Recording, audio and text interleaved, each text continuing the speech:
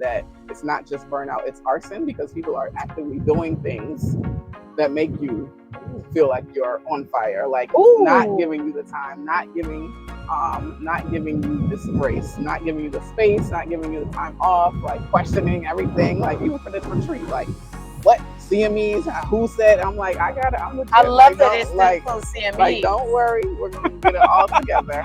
Because I was mentored well, so I know how to bring it, and I've been planning conferences for the last 7 or 8 years. Welcome to Journey to Joy Live, a podcast to promote wellness, resilience, and inspire joy. Be empowered to balance your mental, physical, financial, aspirational, and social health while providing mental health awareness and breaking down the stigma of mental illness in the Black community.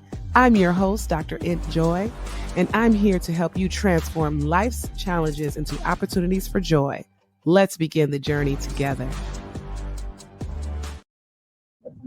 Hello, we here in Jamaica, episode 82. Psychiatrists need self-care too. We do. A prescription for wellness and joy for the healers. And I have the lovely Dr. Danielle Hairston, Dr. Danny here with me. Thank you. You are the one that brought us here for this lovely retreat, actually. Thank you for coming through. Yes, for us healers. Just down the street in Jamaica. Yeah, just right down the street. But you know what? I left Atlanta and it was like 18 degrees this morning. In DC, 17. Exactly. I'm quite happy. So tell us more about who you are. So everyone, my name is Dr. Danielle Hairston, or a doctor named Danny on the socials, and I am actually the residency program director in my real job, my real life, at Howard University, the real HU. But I also run a platform called At Black Psychiatry, and we are having our second. Last year we did it in Houston, and we now took it, we leveled up to international level, and we are here in my favorite place that I hope to move one day. Yes, we are here in Montego Bay, Jamaica, everything Irie. We are resetting, refreshing, all of those things. We do a lot of hard work. Oh, yes, we do. So we deserve the retreat. I am a mostly an emergency and consultation liaison psychiatrist, so I deal with people who are in the most stressful, acute, sometimes tragic situations in their life, and I manage that. So it's a lot. It's heavy, just like you. You know, we do a lot of work, and this was just to bring psychiatrists, but we also have doctors in other specialties. We got OBGYNs here. We have anesthesiologists. We have psychologists. We have social workers, probation officers, all of those things. They need it. Also here, because we do a lot of heavy lifting. So the idea was to bring some healing, some joy, reset your mindset. It's January, so to just start off the year in a new place, a better place. And I live in DC, so you know what's happening right now. So it's to bring some joy, some refreshing, a recharge as we go into this next year, and who knows what type of political climate. Exactly. And you know what? I don't even need to do anything else. Just being here, leaving the airport, and feeling the wind and seeing the trees and the weather. I'm just like, that's all I need is just to be here. So this is nice. You mentioned that we do a lot of heavy lifting. You also mentioned my real job. So it's interesting because we have our real jobs, our W-2 jobs. Then we have this job. Then we have a 1099 job. Then we have the fun job. Then we have our own business.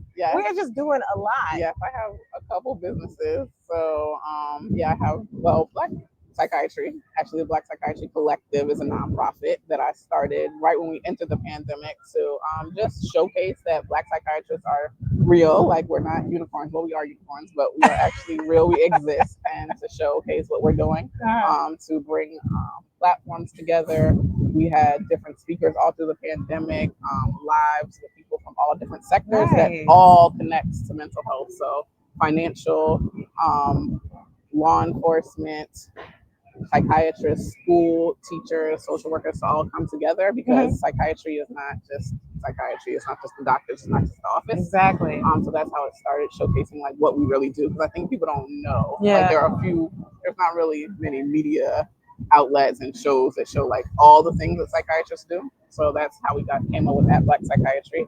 I turned it into a nonprofit that's got that like 18 months ago.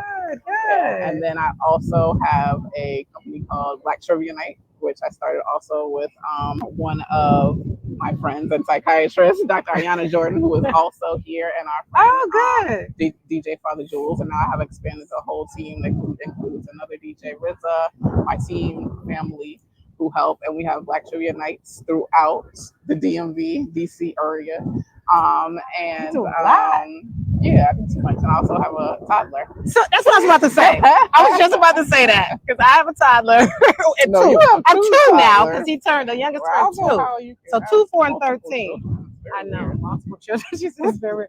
So how are you doing all of that? I know your mom, your toddler's grandma is in the picture, but how are you doing all of that? She helps. Plus she has a dad also. Yeah, okay, good. Who is very supportive. Really just support. Like my team is literally my friends and family who've known me forever, who just believe in me and really put in their time and their work and their effort. Also, I happen to work at a place that cares about Black mental health and wellness and empowering me and other young leaders at Howard. So I'm like, hey, I'm doing this, and then I find grants to do this and bring this. So I had funding from Robert Wood Johnson Foundation, Cultural Health Leaders, when I first started this. I also have a new grant with Hope Labs and some mental health youth wellness stuff for Black youth. So I really have figured out how to bring it all together, all of my things. You have the support of a village and the support of financial, the grants and things like a little that. bit. It's still a lot of stuff in my pocket, but we're working on it. We're working on how to monetize it. That's why I also have nannycations to supplement and support the projects, because we need help and we need also funding and some money. Like nonprofits are great, but also profits are also for sure. So the question of the hour, because that's why we're here. We're here to retreat. We're here to relax. How did you start your self-care journey, and then how did that turn into let me help other people because they need it too? I'm still on my self-care journey. That's true journey. Ongoing. Really demonstrated by how early I was up emailing people this morning. Oh my God, I got an email. I was on my way to the airport at 4 a.m. and got an email from you. That's why I was like, I want everyone to know, and they still have some struggles. But yes, we are all here finally at the retreat. I think that I really felt like, what can I do more for myself? Because I was doing everything for everyone else. Yes. And self-care looks different for everyone, right? Mm-hmm. Like, I'm a nails girl. I like going in my nails done, but that doesn't really give me like stress relief. But going to the spa and things, but also like taking care of myself mentally in a different space. So I go to therapy every other Tuesday. I don't waver on that. That's my real therapist goes to therapy. Everybody. That's my real self-care. Also like planning trips and like that, like actually relaxes me. So like if I'm like, y'all are getting on my nerves, let me start looking for flights. But literally, knowing that there's a trip coming. Literally, my coordinator is like, you have to go look for a flight. I said, I am. Well, you were my self-care ever since September, knowing that I was coming to Jamaica. Oh yes, so there we go. When I slid in the DM, I was like, hey, can we make this happen? I just saw your book come out, and I was like, this journal, how can I support it? Again, figuring out how to support it and bring it to psychiatrists, but also peers that I work with, work in this space too, like just figuring out how we can bring it to everyone. And say yes, and then here we are. But it's really, we do so much for other people, and I do personally, do a lot for my family, my patients, my residents, my students, and what am I going to do for myself? And sometimes, self-care is just me laying in my bed and doing nothing. And yes, I am a person who now I make the money, so I am going to get my nanny to come, and I'm going to be right upstairs laying in the bed because I need help. And delegating things like that. Those are all, forms of self-care for us. So, that's awesome. Self-care doesn't look the same for everyone. A spa day, yes. Wine, nothing against. I know some people are doing dry January, but whatever it takes, as long as you're not hurting anybody or hurting yourselves. Right. I mean, there's things that are like the one time, let me get my nails done. And that's like a 60, 90 minutes of like, oh, that felt good. But then there's the things every day that we do have to do. So you did kind of talk about each of those different things that you do on an ongoing basis and things you might do like fun time or vacation. So we need to vacation. I go on a trip at least quarterly. I think I took more flights last year than I've ever taken because I had a milestone birthday and I was like, say no to any trip. Like any trip I want to go to, I'm going to go on. That's great. Go to it, so I'm ready to get back to that now that the youngest is 2. Because when he was born, it was just like hard to leave. I don't know. My baby has a passport, so she was just here in Jamaica. We were here for Christmas. So, you were just here?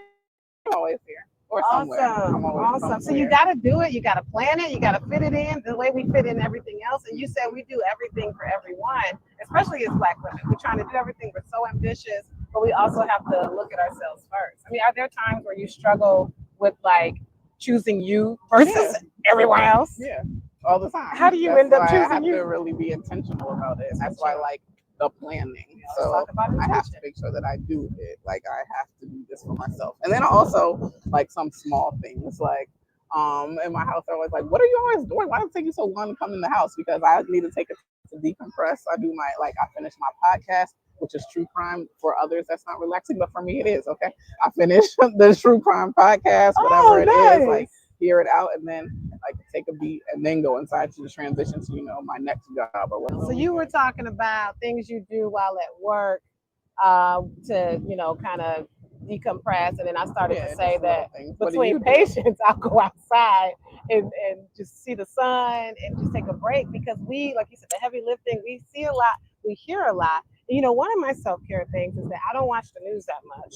I had to limit the news. Certain movies that have like abuse and things like that, like because I hear about it so much in my patients, I can't take it when it's like when I'm not at work, when my psychiatrist hat is off.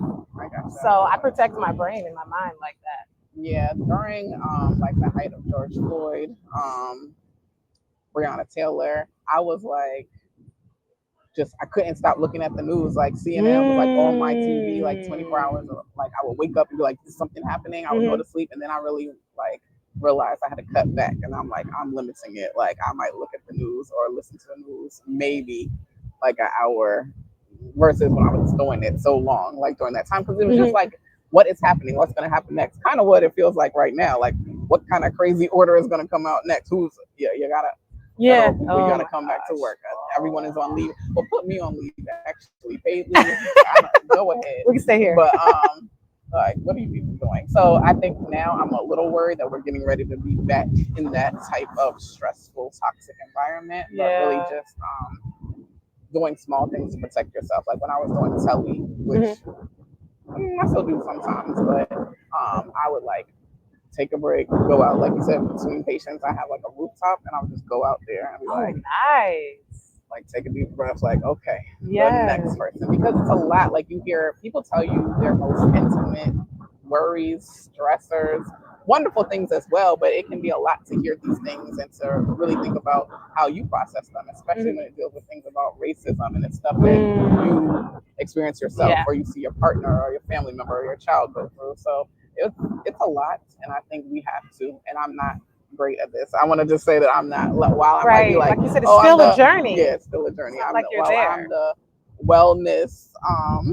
person for the residents. Like they're like, what do we do? I'm like, I don't know. You gotta do your own debriefing. Let's work on it together, because it's dynamic. Sometimes you learn from them. Yeah, definitely. We're changing. I can say that while we're here, we're gonna do a little healing sound session. But initially, before I did a sound bath in our reset retreat last year in Houston, I was like, this is not for me. But one of Nakia, who actually has retreats also, she's the anesthesiologist here. It was my first time doing a sound bath with her at the previous year. And I was like, this is vibey. Okay, and then I found someone who does an Afro beats drumming sound bath, and I was like, see, now finding stuff that's for us, that's meant for us, but still like in this wellness space. So I'm still learning. We're gonna do some very exciting things tomorrow. When I say authentic, we're doing authentic. Like we're not no offense, no offense to like the Dunn's River crew, but we're going deep. We're gonna go off the beaten path. We're gonna learn something. So it's gonna be exciting. So learning that wellness doesn't have to be like this. Like everyone's meditation does not have to be the same. Like our meditation, we're gonna have some Sade in the background. Okay, like it's not all the same. Yeah, like, what works for you? The music that gets you going. It's what brings you peace, and I think that's what we all have to figure out like what brings you peace personally. It doesn't have to be like, oh, just like this. Like for my residents, I did like a I don't know if y'all have this. I don't think y'all do. I think it's like an East Coast thing, but we have this thing called Rita's, like water ice. Have y'all heard of Rita's? Oh no. Okay. No. Yeah. Oh, okay. The ices. Yeah. Okay. So I did like a Rita's and chill for my residents, where we got ices and some chair massages and like what I can do on my budget. Now some of them were like, we don't want that. We want days off. Like, listen, I'm trying. Wellness days, and I do give my residents. They know. I mean, wellness isn't just about getting the day off. It's about incorporating things. Right? We have some while you're working activities. And they were like, we don't want any pizza parties. Like, we want more money. I'm like, listen, I'm doing what I can. More money and days off. Yes, I'm doing what I can. They want to work less and get paid more. So do I, guys. That would be the ultimate. But yes, and we all are working towards that. But doing what you can, where you can, with what you can is awesome. I think what we're really trying to understand. And even for this retreat, I know that it was sometimes like cost prohibitive. Like our residents are like, oh, I can't afford to do this, or their scholarships. So definitely I'm trying to figure out ways to fund this and to support them. Oh, nice. I'm looking for grants. Yeah. As ideas. I do have my own grants, but also, if you want to sponsor a resident, a student to come, listen, next year we're already getting ready to book. So sponsor a human for some wellness. We would love that donation because, like I said, we are a nonprofit, the Black Psychiatry Collective, so you can get the tax benefits on that. But just doing what we can where we are. As we say, we try to meet our patients where we are. We need to meet ourselves where we are also. It's and with real. What you have and what you can do. It's real because, people come to us for the help. We're supposed to be the strong ones. And, we hear about physicians committing suicide. We hear about psychiatrists doing the same thing. And it's just like, it takes us back like what? Burnout. Yeah. So, that compassion fatigue, turning into burnout, turning into depression, and turning into the worst things. So it really takes like the time management and being able to incorporate wellness, consistency and doing it consistently, and just making sure you are prioritizing your wellness. Because like people think about self-care being selfish or being a luxury because, I have to be able to go to big trips. You don't have to. Those are great. But it doesn't always have to be about that. Like I have a shirt that says, a Black Psychiatrist shirt that says not self-care but self-preservation. And it's really preserving yourself. It's as Audre Lorde said, it's an act of warfare. Like I have to do this. Like how am I going to be able to go forward if I can't do this? How can I do this for others if I can't do this for myself? And I think it's something that we have to really focus on because one of our docs here, a speaker like you, Dr. Nicole Washington, she sees the doctors. She sees like high-performing professional physicians, doctors. Yeah, she sees the I'm seeing like that this. A lot, that the therapists are reaching out, hey bosses, hey mompreneurs, hey entrepreneurs, because we need it most because we're not out there looking for our own help because we're too busy helping everybody else. And I'm constantly searching for someone who will provide care for residents, not just mine. Like I can't be the psychiatrist for every resident and every medical student who comes, but we're still trying to figure out. Well, I have I have a Maryland and a Virginia license. Well, get DC on there. Do the I gotta get DC. Any of them live in Virginia? Some do live in Maryland and Virginia. Yes, thank you. I didn't know that. But but do you take insurance? Oh no, I don't take insurance. That's well. Out there, I don't. Can you do a sliding scale for a resident on a resident salary? We can talk. Yeah, see, that's why because I'm looking for patients. So you send me a certain number, we can do that. Yeah, something. They need help and they don't got no money. But sounds like it's me.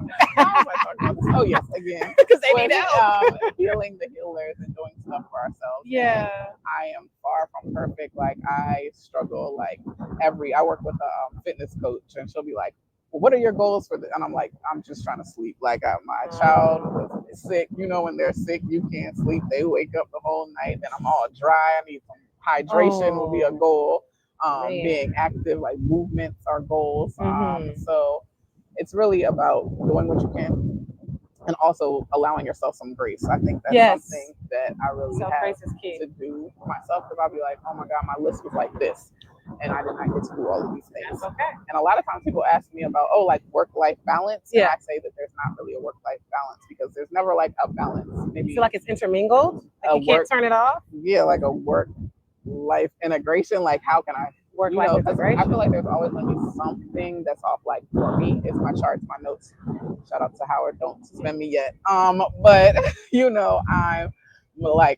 I'm the killer clinician. Like I'm the physician on physicians, the ED. I know how to do all my work, but when it comes, oh God, when I gotta sign my notes, when you actually have to show that you did the work and billing.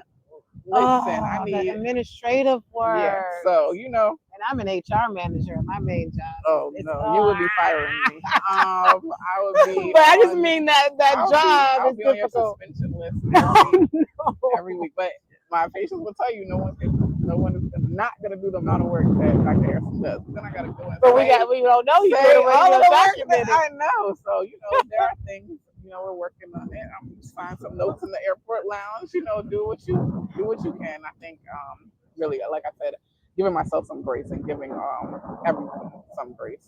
Yes, that is definitely key. Well, I thank you so much. We got this reception coming up. We're about to do a little. We don't want to be too long. Beachside reception. A little soca, a little dance, a little Afro beats. Like I said, we got to do it in our own way. Jamaica. I'm going to be talking about a little burnout. Alpha Stewart, the former president of the APA, and community president of community psychiatry. Here with us. She is here, mentor extraordinaire, and she is the one who really brought to me this idea that it's not just burnout, it's arson, because people are actively doing things that make you feel like you're on fire, like not giving you the time, not giving you this grace, not giving you the space, not giving you the time off, like questioning everything, like even for this retreat, like what CMEs, who said, I'm like, I love that it's includes CMEs. Like, don't worry, we're going to get it all together because I was mentored well, so I know how to bring it, and I've been planning conferences for the last, 7 or 8 years since I was a fellow or resident, so like I got this. I know what to do. We are gonna get the credits. Y'all gonna pay them the money because that's a part of the self-care, reduces stress. Like, I get to get my CME. I get a little CME here. We don't feel like it's a waste of time, but wellness isn't a waste of time. It's not, but we got to prove sometimes. People in medicine always want the data. So here's the data. We are going to do a little bit of teaching. You're going to do some teaching for us. Yeah. Do some teaching, but teaching in a creative, responsive, engaged way. Like everything doesn't have to be a lecture. Like, I got to get a lecture about my wellness. Like it can be an engaged way that we can still learn about how to do these things and take it to your patients as well. Yeah. Well, my last question to you, because you are on Journey to Joy Live. What has your journey to joy been like? Wow. I think freeing up myself, like letting go of like expectations. I think that a lot of times I was like, well, if it doesn't go like this, and I just mean like in life, in my career, like, oh, well, I want to be a program director. It has to be like this. But I learned that I'm a program director extraordinaire. Yes, I can do it like this. I can still have businesses. I can still support the community, especially with things like Black Trivia Night, like just bringing some joy and some happiness and laughs. Like, people are like, you're a doctor? I'm like, yeah. Some people tell me. I'm like, I'm chill. I laugh. I'm goofy. They're like, you're like a regular person. Doctor. I'm like, I am. Yeah. That's what you should be. We're not robots. Yeah. So it's like really been doing things that support myself and just getting rid of these expectations or restrictions that I don't know who placed on me. Some of them myself, if I have anxiety, but also societal things, also academics of like what a doctor is supposed to be doing. Like they're like, oh, you're going on another trip, ended. Yes, I have the time off, and I actually have CME time to thank you. Exactly. Mind your business. Exactly. It's an educational professional trip. Yeah, it really is. It is. Thank you. All right. Well, thank you so much for joining. Thank you so much for having me. Thank you for being here. We're about to jam down in Jamtown. Hey, bye-bye, everybody. This has been an NJoy Live production. If you're in a crisis, don't hesitate. Call, text, or chat 988 for immediate support. Please note, this podcast is for informational purposes only and is not a substitute for professional treatment. If you're looking for therapy or medication management through NJoy Life, visit www.drnjoylife.com to request a consultation. I accept Aetna for Georgia residents, and out-of-pocket services are available for others. I'm licensed in Georgia, Florida, Michigan, Tennessee, Maryland, Wisconsin, New Hampshire, Illinois, Virginia, and Minnesota. Be sure to grab your copy of the NJoy on Amazon for $39.08 to help you on your wellness journey. And remember, Journey to Joy Live is every Thursday at 7 p.m. Thank you for joining me. And until next time, may you continue to transform challenges into joy.